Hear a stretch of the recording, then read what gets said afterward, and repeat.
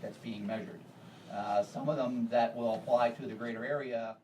This is the 6th annual community report card. Some of the highlights include a small increase in the regional population numbers and a drop in violent crime numbers. All of these are benchmarks, targets. We want to bring them down. When you see that the number of unemployed youth is going up, that has to be a concern, because the youth are our future and they have to find work. If they don't, they're going to go elsewhere. So that's an area that we have to target, seeing what we can do to find employment to keep them here. The university levels, people getting university degrees, has dropped slightly, but it's still around 50%.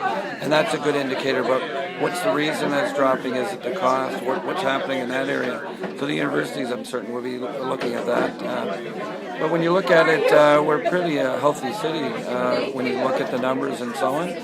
The trends are going down. The gap between the rich and poor is getting closer instead of going in the opposite direction, so that's a good sign.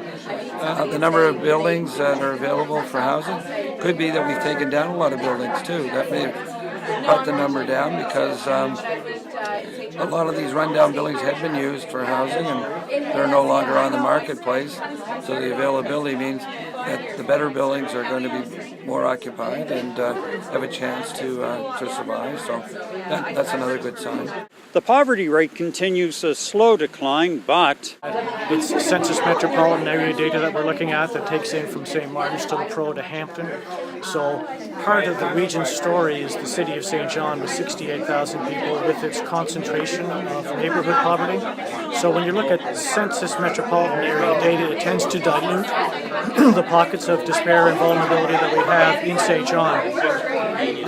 The fact that they're going down, I think, is a good thing, but if anything strikes me from looking at the trends is that it's a very gentle slope. When you think of vital signs, sometimes you think of heartbeats which go up and then go down, and peaks and valleys, and we don't see a lot of peaks and valleys. We see a fairly constant, incremental shift, and for those of us that are impatient with social indicators, I guess it's a good story that it's trending and the slope's in the right direction, but it's certainly not as steep as we'd like to see. some of the red flags in the report include an increase in the obesity rate and the smoking rate in the region. Gary MacDonald, CHSJ News.